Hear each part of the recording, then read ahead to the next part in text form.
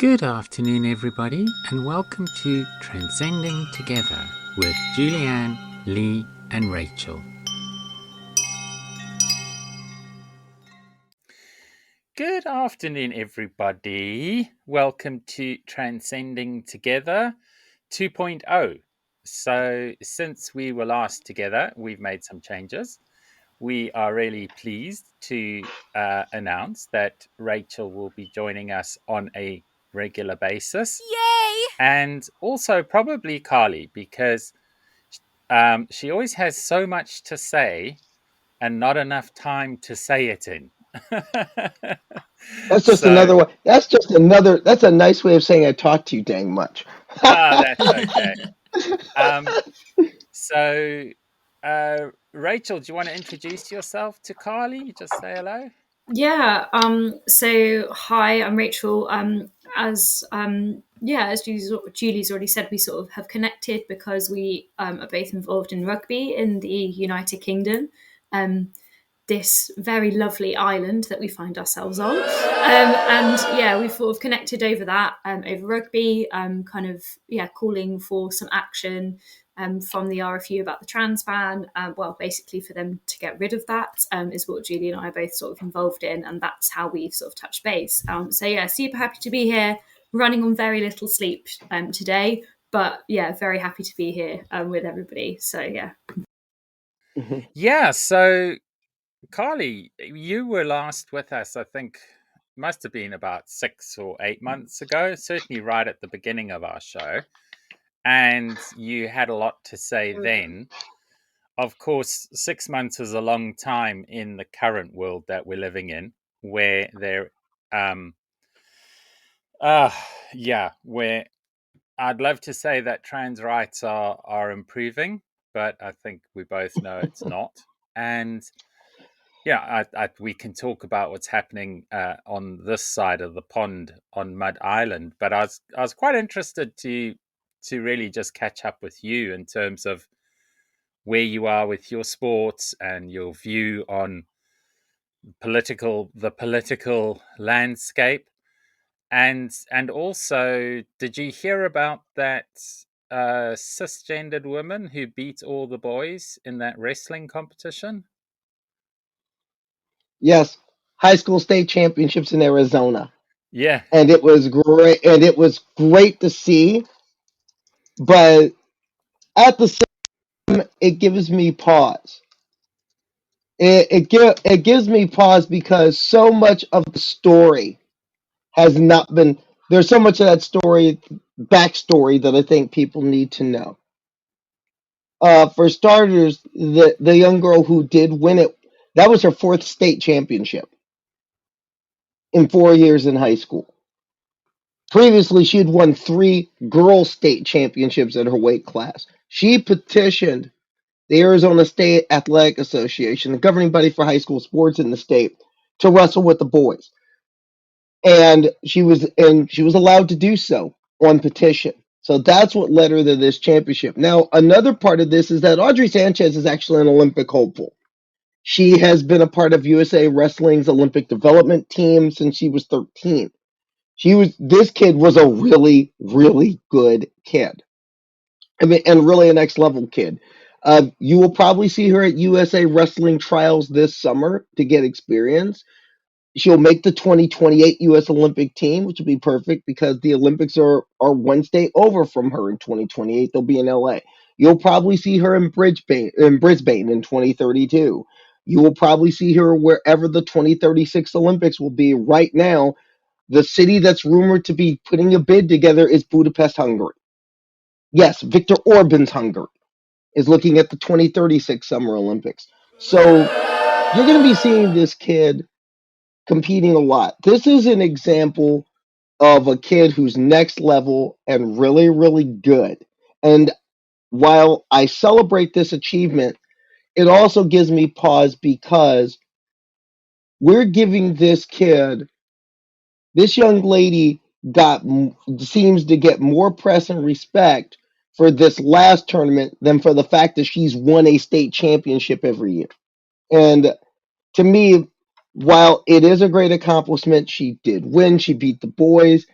it still shows a little bit of athletic misogyny and athletic chauvinism to where this kid could only get the respect for being a champion because she beat boys. And to me, Yeah, what is that's a that? really What good message does point. that say? What message does that say about girls and women's sports? Because you see, that's the real issue to me. The real issue is how much respect do we give girls and women in athletics the same way? How much respect do we give girls and women in STEM, girls and women in government, girls and women in business? That the real issue here is the misogyny and the chauvinism. And until we truly wrap our heads around that as a society, we're going to be stuck in the same place spinning our wheels. Yeah, that's a really good point. I hadn't really thought about it that way. Obviously, I just came at it from a trans point of view, but you're right. It's that whole thing that to be the ultimate champion, you have to win the men's category. So yeah, I mean that's really disappointing. Um, Rachel Lee, do you want to come in? Yeah, I mean, I agree with what Carly's saying. You know, the attention is that this wonderful athlete is only getting the recognition because of a certain situation rather than having got that recognition beforehand for the previous years, because she's obviously got a track record, and like Carly says, you know, an Olympic hopeful. And yeah, it's like, why is she only getting this attention because of this one situation where she wrestled it, you know, against the guys, and she won? Why is that getting the attention and not her actual achievement as a female athlete? Yeah, I mean, I don't Yeah, Yes, and I really. to think me that's the game right there. You're hitting the nail on the head to me. Mhm. Yeah, it was super interesting to hear that, Connie. Like, I hadn't thought of it from that perspective, and yeah, I think you're totally right.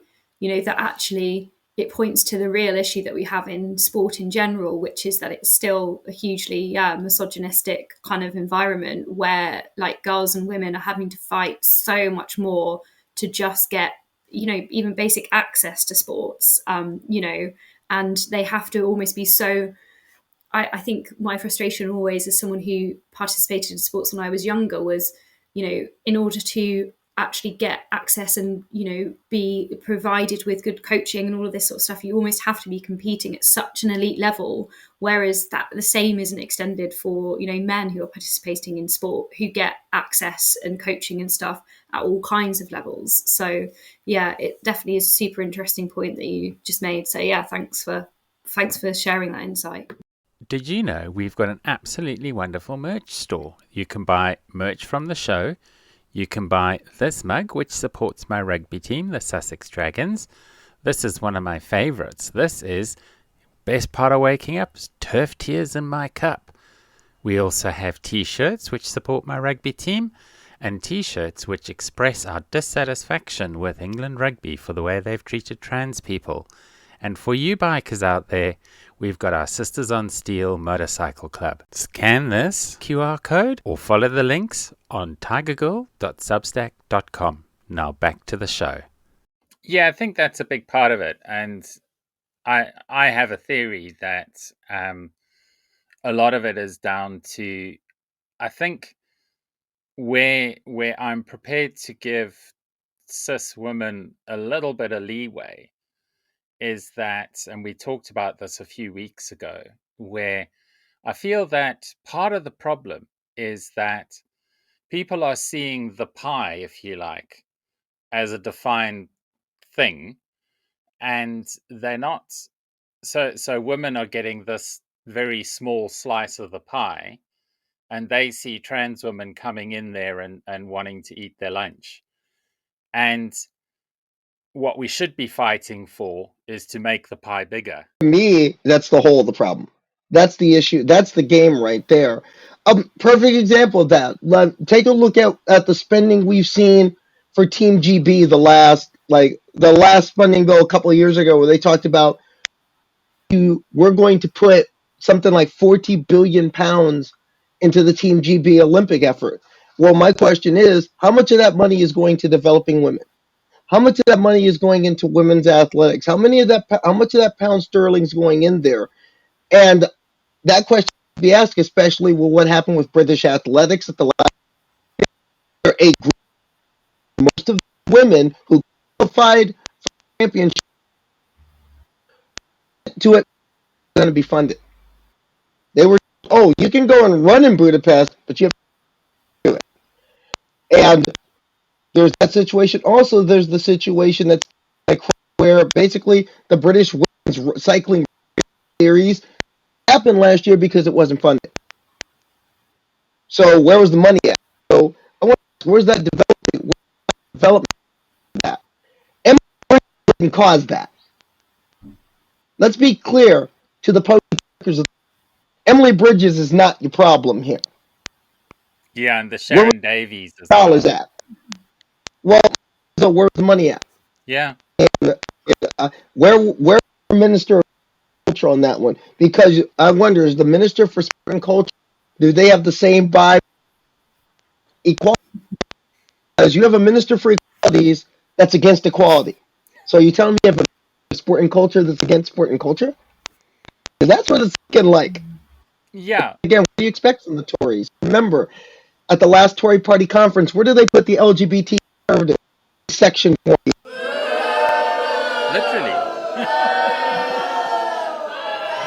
Yeah, it is. And I mean, the good news with Emily Bridges is that we are both using the same attorney and the same counsel for our legal challenge. And our barrister is, I'm probably not that, yeah, she doesn't like being advertised, but our barrister is also the same barrister who represented Casta Semenya.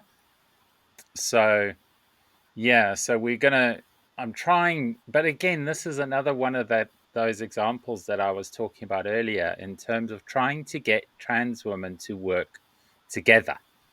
I'm friends with Emily's mom on, we connected on Twitter, and I say friends because we send DMs to each other and correspond.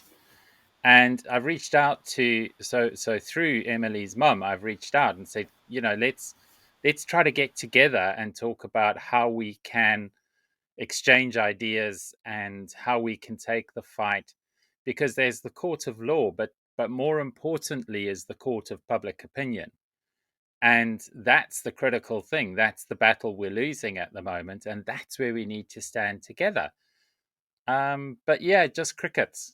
Absolute crickets, nothing from them. I hope we can talk about Emily a little bit Yeah, go. Yeah, because yeah, I I have a great deal. I have a lot of feelings about Emily Bridges, and I think another thing is I'm always good to come on here because I believe that protecting transgender people can't just be something that's important within our countries. We have to be very internationalist in our view. We have to protect each other wherever we are. We have to fight our fights locally, but we also have to think in how do we strategize globally as a unit? Because what happens in the UK to transgender people affects me.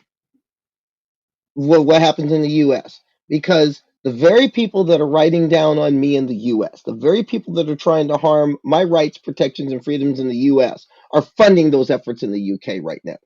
And in many ways, what you're seeing in the UK is a test bed for the things they want to do here in the United States, the things they want to do across Western Europe, and the things in many ways they want to do around the world. And that's another thing I hope we get into here as well, is the idea that we in the West cannot be smug at all. It's easy to yeah. point a finger at, look at Putin, look at Xi in China, look at all them. But China. last I heard, Hungary is in the NATO alliance. Italy is in the NATO alliance. Great Britain and the United States have had the special relationship since World War II. Um, Formula One, the world's pinnacle of big money, high dollar, capitalist, free market sport. 24 rounds of Formula One, 14 are in places that have definitive and extensive legalized discrimination against LGBTQ people. And it's not just in Bahrain or the upcoming race in Saudi Arabia. We also have to talk about the fact that there is a Formula One Grand Prix in Florida which Aaron Reed, Aaron in the Morning Substack, if you don't read her, you should be, has declared a do not travel state. Texas has another round. It's been declared a do not travel state. Italy has 2 races. And last I heard, don't be a same-sex couple in Italy and think you're going to have a kid. They're going to take the kid away from one of you. Yes, Mussolini did that. Yeah, it's insane what Hungary they did in is a Italy. round of the championship. I mean, you're seeing anti-LGBTQ, especially anti-trans discrimination in the Western world. And we need to talk about that. And we're going to talk some more about that right after this quick break. And when we come back, I'm going to drag Rachel and Lee onto the microphone. So give us a chance. We're going to separate these up into quarterly segments. So this will be part 1, but please follow on part 2. I'll put links. See you in a bit.